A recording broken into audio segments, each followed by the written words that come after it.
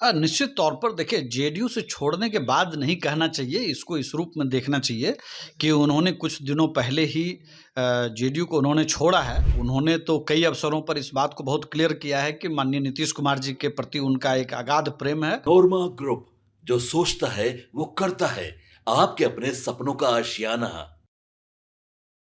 NDA के घटक दल के सभी साथी जब ये कहते हैं कि एनडीए में सब कुछ ठीक ठाक है और किसी भी तरह की कोई समस्या नहीं है, सभी एकजुट हैं और सभी दल मिल करके 2025 का चुनाव लड़ेंगे और 200 से अधिक सीटें जीत करके सरकार बनाएंगे। लेकिन इसके बाद जो पार्टियों के भीतर अलग अलग रस्साकसी चल रही है और अपने अपने अस्तित्व को बचाने और बेहतर प्रदर्शन करने की व्यक्तिगत रूप से जो तैयारी है, उससे आप कैसे इनकार कर सकते हैं। इसी तैयारी के सिलसिले में जब ये देखा जा रहा है कि कई पार्टियों के एनडीए के ही घटक दल के नेता इधर से उधर हो रहे हैं, तो इसके मायने क्या निकाले जाएं। लेकिन आपको बता दें कि सबसे ज़्यादा अगर कैलकुलेटेड कोई पार्टी अभी नज़र आ रही है, खास करके एनडीए गठबंधन के भीतर, तो वो है राष्ट्रीय लोक मोर्चा। उपेंद्र कुशवाहा के हारने के बाद ही पार्टी ने जिस तरह से संयम बरता है और जिस तरह की चीज़ें सामने नजर आई हैं, आपने देखा होगा कि जिस कारण से हारे हैं उपेंद्र कुशवाहा, वो कारण भी जीवित है। लेकिन उसके बावजूद भी उपेंद्र कुशवाहा और उनकी पार्टी के एक एक नेता के कैलकुलेटेड बयान से आप इनकार नहीं कर सकते हैं। इसका सीधा मतलब है कि अगर सबसे ज़्यादा अनुशासित कोई पार्टी नज़र आ रही है तो वो है राष्ट्रीय लोक मोर्चा। राष्ट्रीय लोक मोर्चा में जदयू से अभी अभी इस्तीफा देकर के बाहर हुए रामेश्वर महतो, जो कि पूर्व एमएलसी भी हैं, वो आरएलएम ज्वाइन कर रहे हैं। उसकी तारीख भी घोषित की जा रही है। लेकिन इन सब के बावजूद बहुत ज़्यादा न तो आरएलएम उत्साहित है और न ही इससे वो विशेष कुछ कनेक्शन बना रही है। सीधी तौर पे कहना है कि ये सामान्य प्रक्रिया है और किसी भी तरह का जदयू में भगदड़ नहीं है, बल्कि एनडीए में सब कुछ ठीक ठाक है। राहुल कुमार हैं, आरएलएम के प्रवक्ता हैं, युवा हैं और अपनी बातों को बड़ा ही बारीकी से रखते हैं। जब उनसे इस विषय पर पूछा गया तो आप देखिएगा तो किस कैलकुलेटेड ढंग से उन्होंने बात की। तो दूसरी तरफ सीट शेयरिंग के समझौते और तेजस्वी यादव के कनेक्शन की बात जो भीतर खाने में चल रही है, उसको लेकर के जब उनसे सवाल पूछा हमारे रिपोर्टर ने, तो उन्होंने देखिए क्या कहा है और किस तरह से उन्होंने इस बातों को रखा है। क्या सच में आने वाले 2025 के चुनाव में कुछ भी नहीं होने वाला है या फिर बहुत कुछ होने वाला है, जो राहुल के बयान से आपको स्पष्ट हो जाएगा आखिर आरएलएम का स्टैंड क्या है। सुनिए क्या कह रहे हैं राहुल कुमार, आरएलएम प्रवक्ता। जेडीयू से इस्तीफा देने के बाद रामेश्वर महतो अब आरएलएम ज्वाइन करने की बात कर रहे हैं। स्वागत समारोह रखा गया है। क्या लग रहा है, पार्टी को मजबूती मिलेगी उनके आने से? निश्चित तौर पर देखिए जेडीयू से छोड़ने के बाद नहीं कहना चाहिए, इसको इस रूप में देखना चाहिए कि उन्होंने कुछ दिनों पहले ही जेडीयू को उन्होंने छोड़ा है। अब उन्होंने तो कई अवसरों पर इस बात को बहुत क्लियर किया है कि माननीय नीतीश कुमार जी के प्रति उनका एक अगाध प्रेम है। लेकिन जो लोग भी सामाजिक जीवन में हैं, वो ये जानते हैं कि माननीय उपेंद्र कुशवाहा जी, जो राष्ट्रीय लोक मोर्चा के राष्ट्रीय अध्यक्ष भी हैं और राज्यसभा के सांसद हैं और पूर्व केंद्रीय मंत्री भी रहे हैं, उनका बिहार के अंदर किस तरह का प्रभाव रहा है सामाजिक न्याय को लेकर के, एक उनकी एक अलग तरह की छवि रही है। और बिहार में मैं समझता हूं कि माननीय उपेंद्र कुशवाहा जी ने माननीय मंत्री रहते हुए जिस तरह के वैचारिक और नैतिक राजनीति की है, उसको लेकर के बहुत सारे लोगों में जो सदन के अलग अलग सदनों में रहे हैं सदस्य के तौर पर, उनके अंदर भी माननीय नेता को लेकर के एक प्रेम और सम्मान रहा है।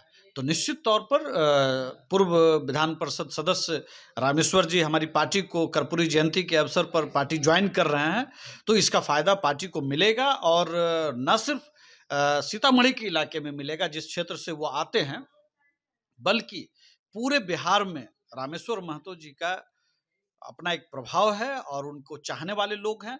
और हमारे नेता हमारी पार्टी के हाथों को भी वो मजबूत करेंगे। हम लोग समझते हैं कि हमारी पार्टी का एक असर जो बिहार के अंदर है, उसका भी एक सम्मान है कि उन्होंने तय किया है कि आने वाले दिनों की जो राजनीति है, रामेश्वर कुशवाहा जी हमारी पार्टी से शुरू करेंगे। तो निश्चित तौर पर ये हम लोग के लिए भी एक अच्छी बात है और हमारे नेता का प्रभाव है इस तरह का कि लोग उनसे जुड़ना चाहते हैं, तो रामेश्वर जी का स्वागत भी है।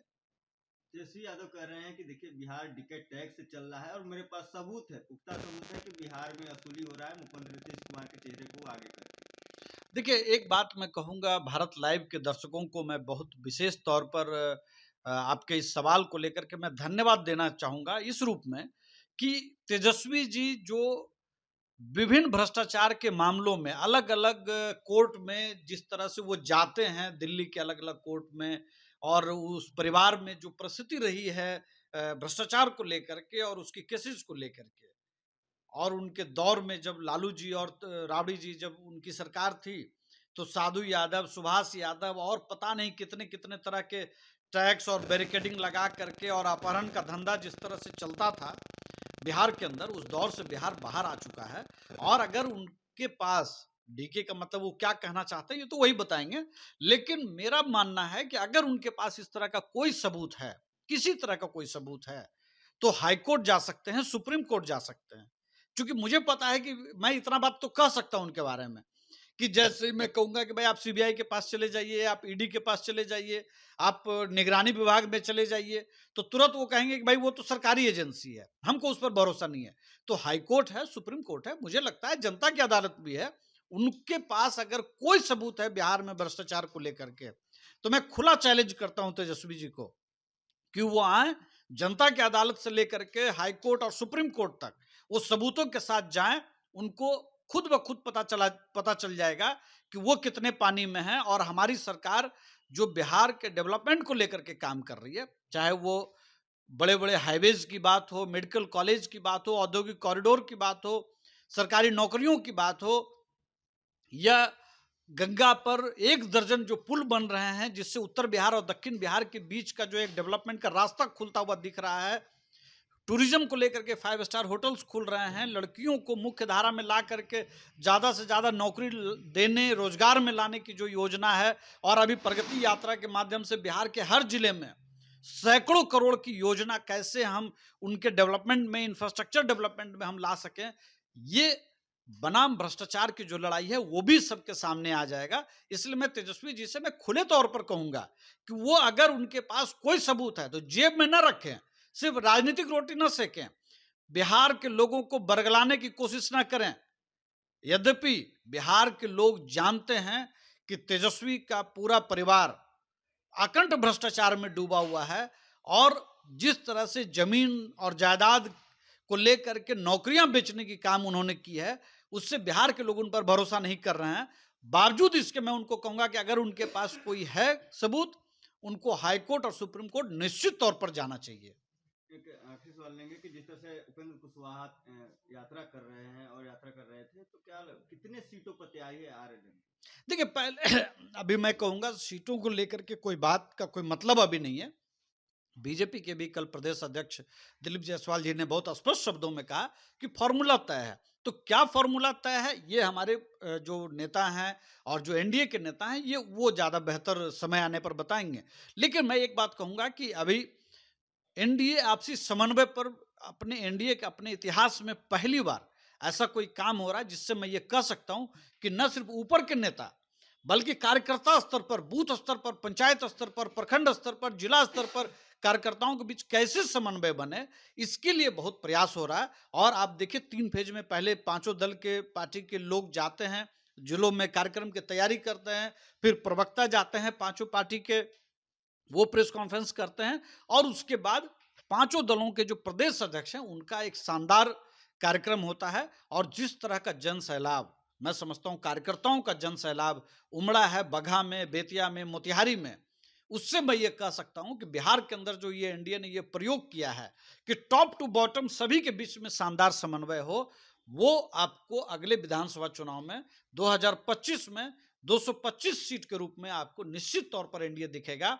और मैं एक बात कहूंगा कि हमारे पार्टी के राष्ट्रीय अध्यक्ष माननीय उपेंद्र कुशवाहा जी के निर्देश पर इन सभी जिलों में और पूरे बिहार में 5 चरणों में ये कार्यक्रम होगा। इन 5 चरणों में शानदार तरीके से राष्ट्रीय लोक मोर्चा के पंचायत स्तर से लेकर जिला स्तर की जो कमेटी है उनके मेंबर्स उसमें उपस्थित हो रहे हैं और उपस्थित होंगे और एनडीए की मजबूती के लिए काम कर रहे हैं। आपके सपनों को हमने सजाया है। ई होम्स पैनोरामा को हमने बनाया है। ई होम्स मेरा एक सपना था जिस पे मैं पिछले 4 साल से काम कर रहा था। हमने जो बनाया है वो सबने है माना। ई होम्स पैनोरामा में हो आपका भी आशियाना।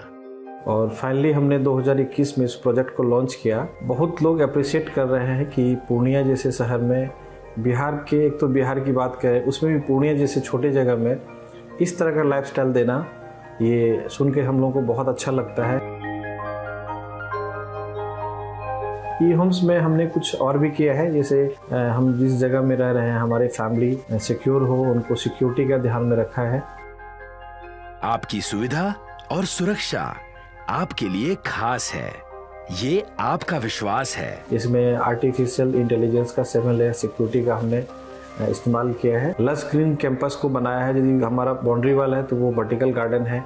ये जितनी भी फैसिलिटी होता है एक इंटरनेशनल टाउनशिप में ई होम्स है, ये हम लोग विश्वास नहीं कर पा रहे हैं। जो भी हमारे मित्र दोस्त या जो भी हमारे बाहर के बाहर आते हैं तो हम लोगों को बहुत अच्छा सुनने को मिलता है और बहुत अच्छा क्रेडिट मिल रहा है। वो सारा हमने सिर्फ एक बिल्डिंग नहीं बनाया, हमने एक बहुत अच्छा लाइफस्टाइल दिया ई होम्स में, और मेरा एक सपना था जिसको मैं आज फुलफिल होते हुए देख पा रहा हूँ। ये आपका आवास है। ई होम्स पैनोरामा में अब आपका निवास है। E homes panorama, luxurious lifestyle redefined. Panorama group, जो सोचता है वो करता है। अगर ये वीडियो पसंद आई और वह बिहार के राजनीति और बिहारियत से सरोकार रखेनी तो सब्सक्राइब बटन दबा के चैनल के सब्सक्राइब कर ली। ओजे एगो घंटी बा, ओकरा बटन दबा देला से कुल सटीक और मारक खबर रुआ मुफ्त में मिल जाई। अगर रुआ पत्रकारिता के हमनी के नया प्रयोग में सहयोग कर चाहतानी तो ज्वाइन बटन दबा दी। पेटीएम नंबर नोट कर ली 9386816700।